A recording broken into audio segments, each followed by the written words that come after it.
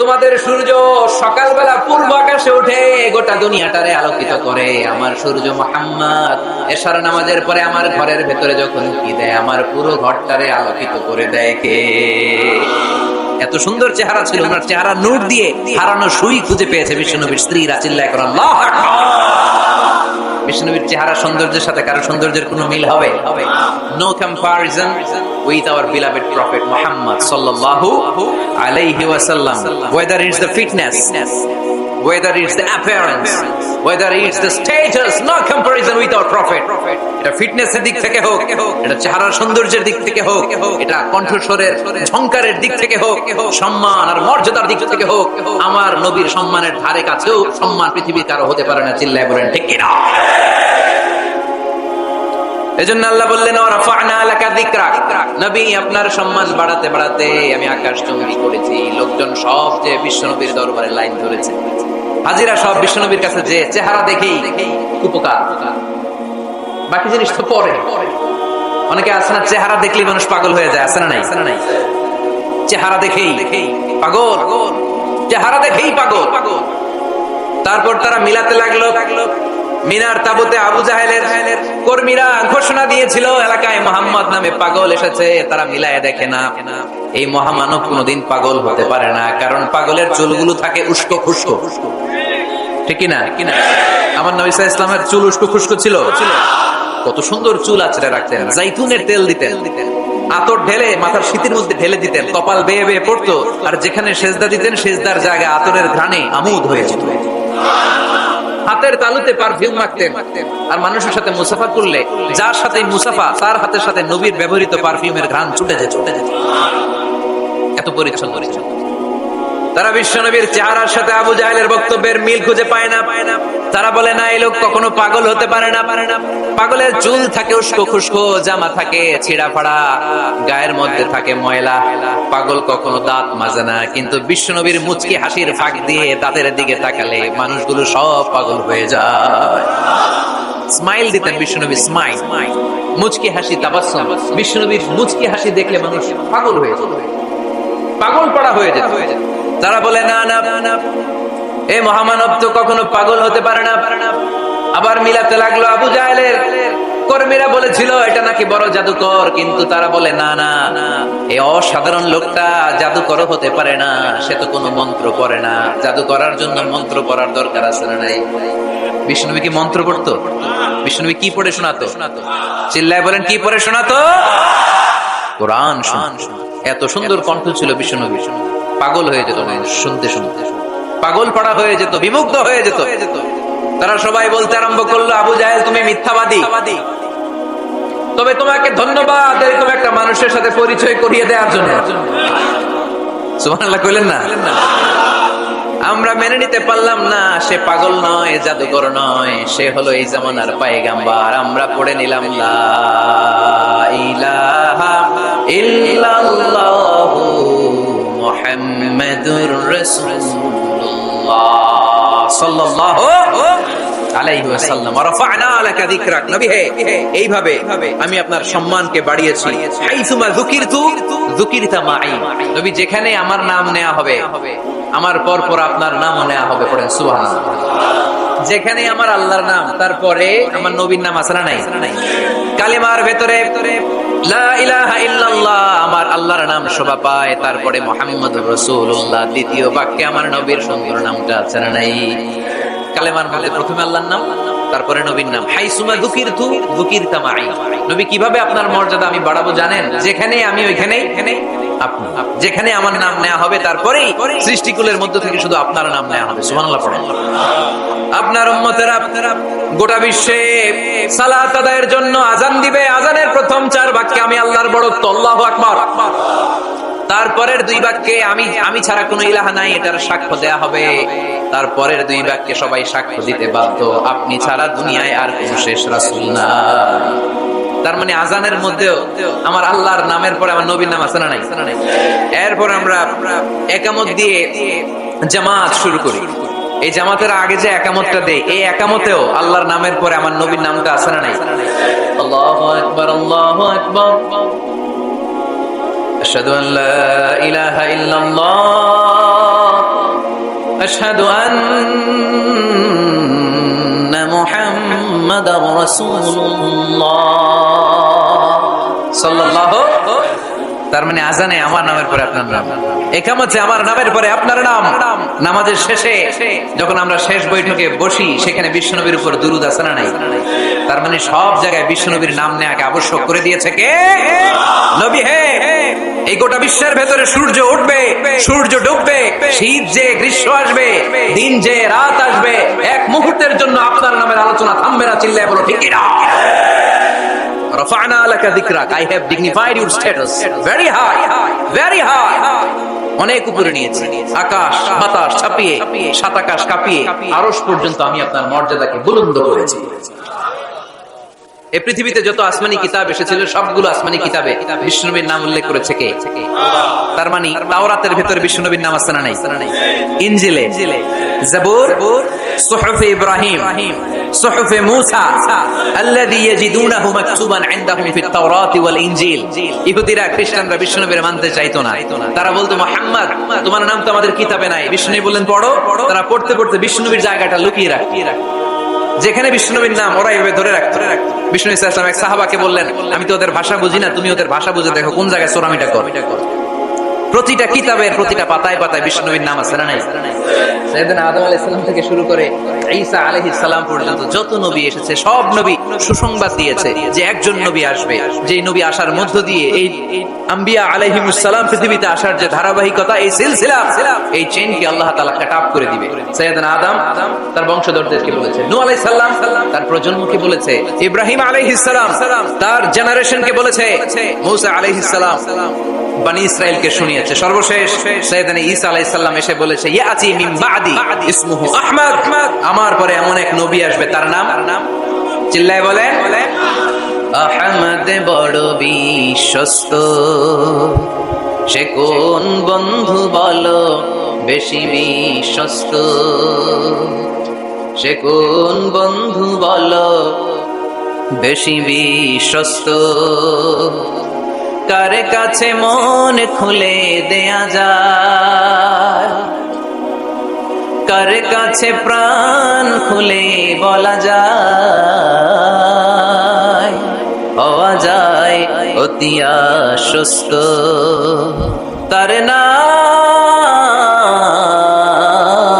আহমদ বড় বিশ্বস্ত। সুবহানাল্লাহ পড়ে ইয়াতি মিন বাদি ইসমুহু আহমদ, আমার পরে এমন এক নবী আসবে তার নাম হবে আহমদ। এই নবীর পরে আর কোন নবী আছে?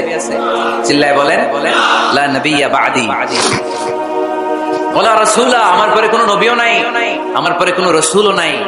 তবে আমার পরে যদি নবী হওয়ার যোগ্যতা কারো থাকে, আমার ওমরে ফারুক নবী হওয়ার যোগ্যতা রাখে। কোন নবী নাই, খাতামুন নবিয়্যিন, আমার পরে কোনো নবী নাই। তার মানে বিশ্বনবীর জীবনের 3 নম্বর নিয়ামত হলো রাফা'না লাকা যিকরাক, মর্যাদা আমি বাড়াতে বাড়াতে বাড়াতে বাড়াতে নবী অনেক উপরে নিয়েছি। আবার আল্লাহ আমাদেরকে ডেকে বললেন ও ইমানদার বান্দারা শোনো, আমি স্বয়ং আল্লাহ তাআলা আমার ফেরেশতা বাহিনী নিয়ে এই নবীর উপরে স্বয়ং আমি দুরূদ পড়ি। ইন্নাল্লাহা ওয়া মালাইকাতাহু ইউসাল্লুনা আলান নবী يا أيها الذين آمنوا صلوا عليه وسلموا تسليما. قرن اللهم صل على محمد وعلى آل محمد كما صليت على إبراهيم وعلى آل إبراهيم إنك حميد مجيد. اللهم بارك على محمد وعلى آل محمد كما باركت على إبراهيم وعلى آل إبراهيم إنك حميد مجيد. চিৎকার করে পড়েন সুবহানাল্লাহ। এমন নবী যে নবীর উপর আল্লাহ নিজেই দরুদ পড়ে, ফেরেশতারা পড়ে, এজন্য আমাদের পড়ার দরকার আছে না নাই? আবার আল্লাহ বললেন নবী আপনি এমন নবী যেই নবীকে আমি হাউজে কাউসার দিয়েছি, লক্ষ লক্ষ নবীদের কাউরে কিয়ামতের দিন আমি হাউজে কাউসারের মালিক বানাবো না, শুধুমাত্র কেবলমাত্র একমাত্র আপনি ছাড়া। ইন্না আ'তাইনাকাল কাউসার ফাসাল্লি লিরাব্বিকা ওয়ানহার ইন্না শানিআকা হুয়াল আবতার। সুবহানাল্লাহ। এই হাউজে কাউসারের পানি খেতে চান, পান করতে চান? বিশ্বনবী না দিলে খাইতে পারবো আমরা? হাউজে কাউসার পান করতে চান কারা? হাত তুলে দেখা।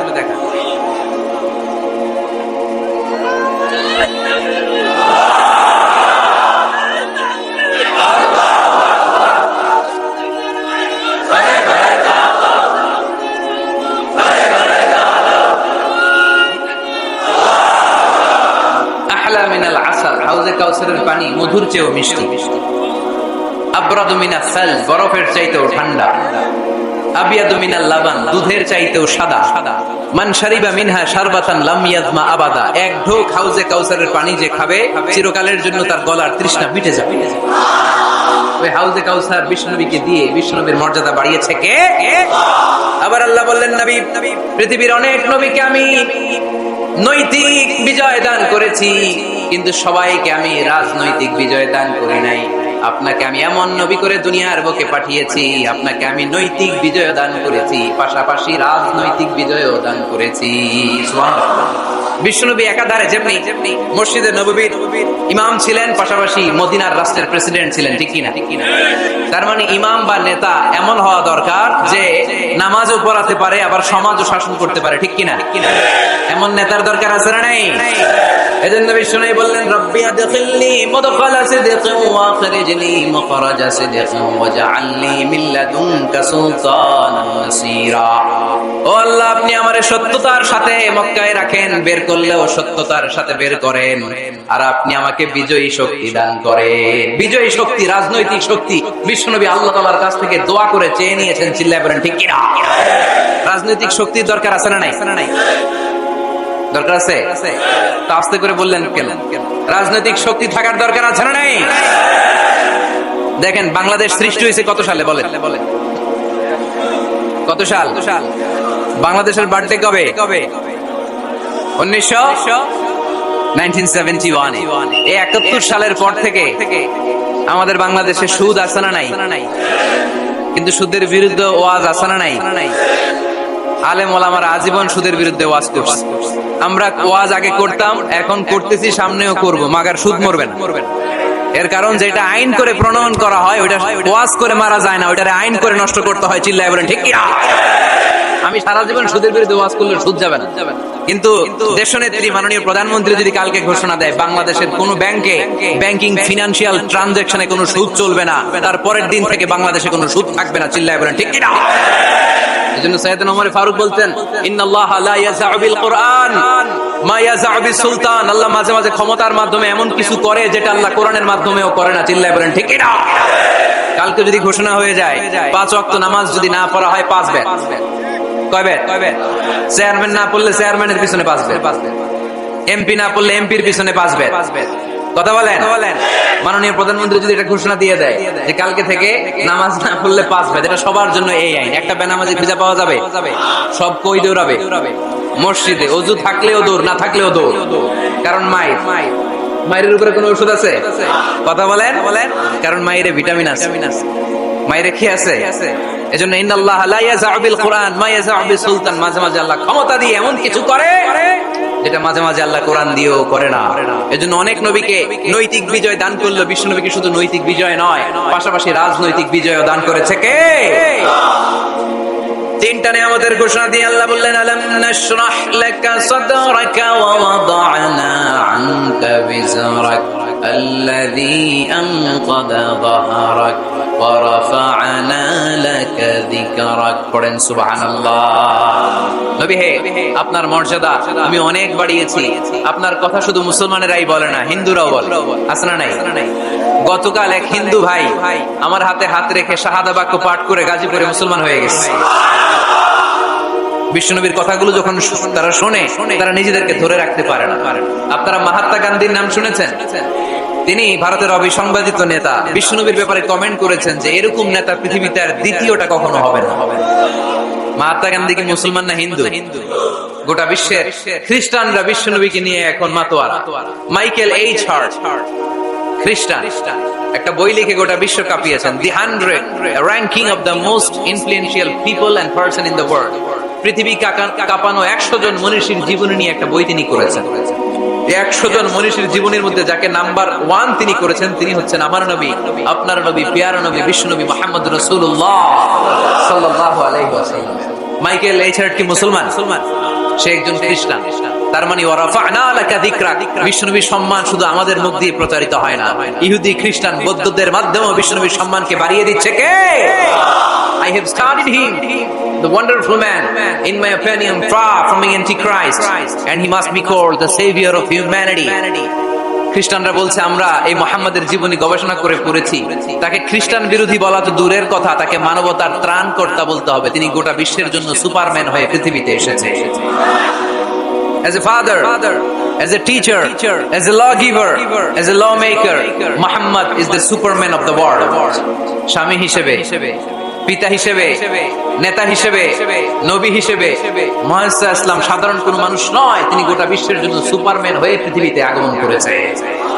ওয়ারাফা'না লাকা যিকরাক, নবী দুশ্চিন্তা করবেন না, টেনশন করবেন না, আমি আপনার সম্মানকে বাড়িয়ে দেব। এই তিনটা নিয়ামতের বর্ণনা সূরা ইনশিরাহের ভিতরে বর্ণনা করলেন কে? এরপরে রব্বুল আলামিন বিশ্বনবীকে নিয়ামতের বর্ণনার ঘটনা শুনিয়ে বিশ্বনবীকে সান্ত্বনা বাণী শোনাচ্ছেন আর পড়ছেন ফা ইন্না মা'আল উসরি ইউসরান, ইন্না মা'আল উসরি ইউসরা। নবী গো, নিশ্চয়ই কষ্টের পরে আছে আনন্দ, দুঃখের পরেই আছে সুখ। সুবহানাল্লাহ। কষ্টের পরে আনন্দ, দুঃখের পরে the struggle isn't permanent in our life. দুঃখ কষ্ট এটা আমাদের জীবনে পার্মানেন্ট না, এটা সাময়িক।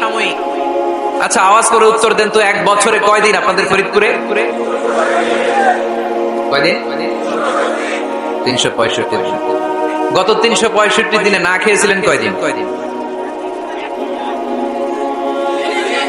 20 দিন, 30 দিন।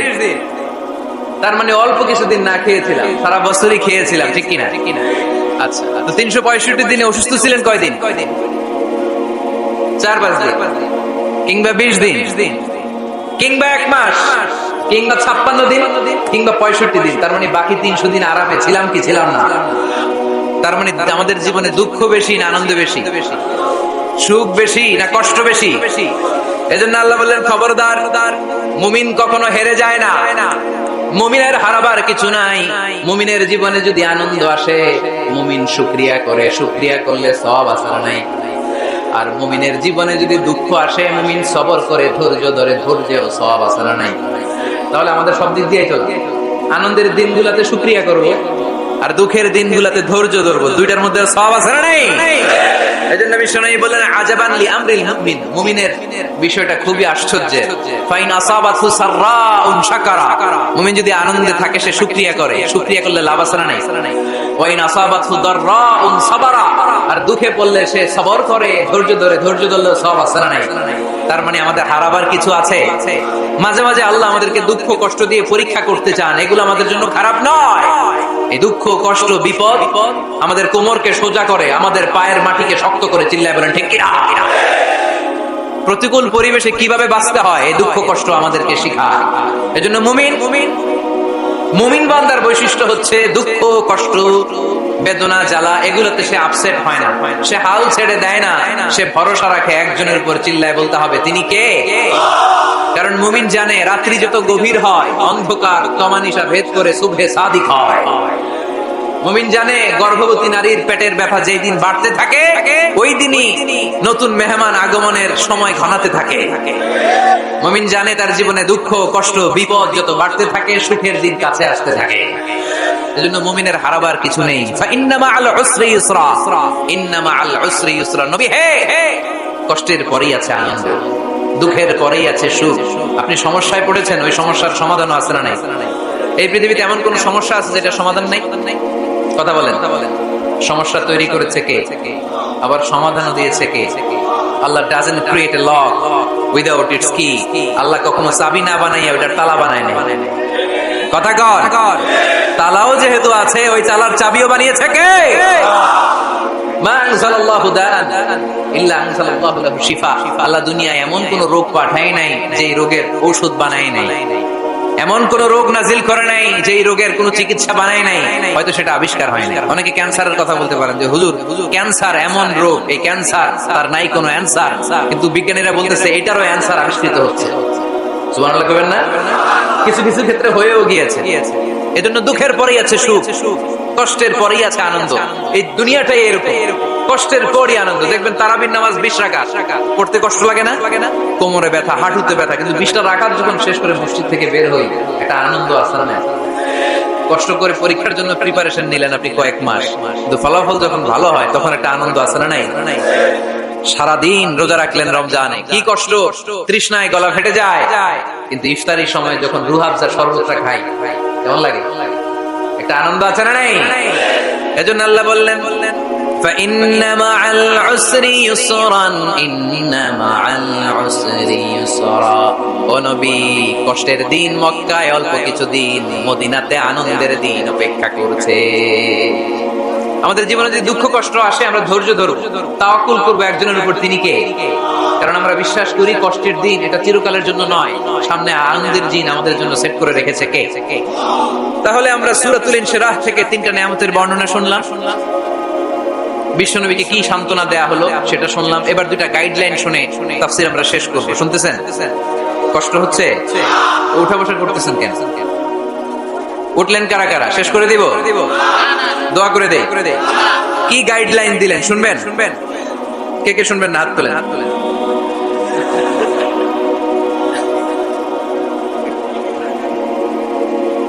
কষ্ট হইতেছে? গরম লাগতেছে না? আমিও ঘামতেছি আপনাদের সাথে সাথে। অনেক গ্যাদারিং হয়ে গেছে। আসেন আল্লাহর নামে 3টা তাকবীর দেই, তারপর কোন 2টা গাইডলাইন তিনি বিশ্বনবীকে দিলেন ওই নির্দেশনা বাণীটুকু শুনে আজকে আমরা বিদায় নিব। আওয়াজ করে পড়তে হবে লিল্লাহে তাকবীর, লিল্লাহে তাকবীর, লিল্লাহে তাকবীর। গাইডলাইন নাম্বার 1, ফাইদা ফারাগতা ফানসাব। নবী আপনি যখন অবসর হন আপনি ইবাদতে মশগুল হন। ফানসাব ফিল ইবাদা, তাফসীর ইবনে কাসিরে এসেছে আপনি ইবাদতে মশগুল হন যখন আপনি অবসর পান। অবসর আল্লাহর দেয়া বড় নিয়ামত, এটা বিশ্বাস করেন?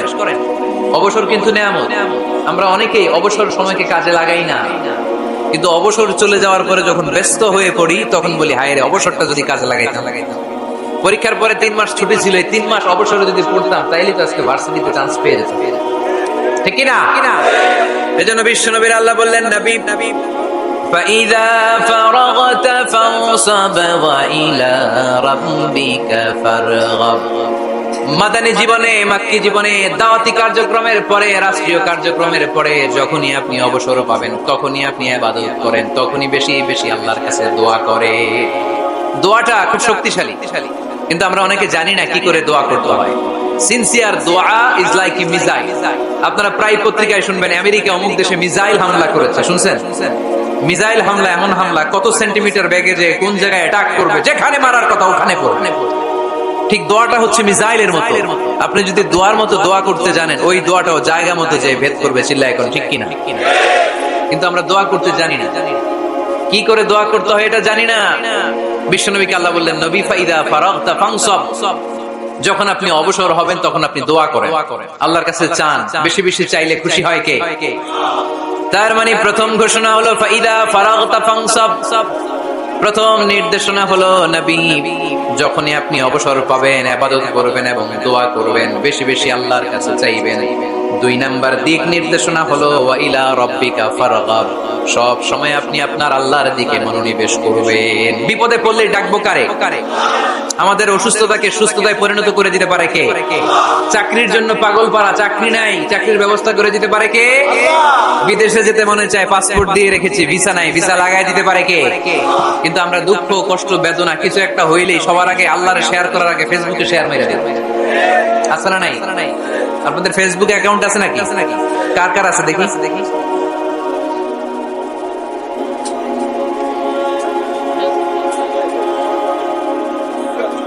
আছে আছে।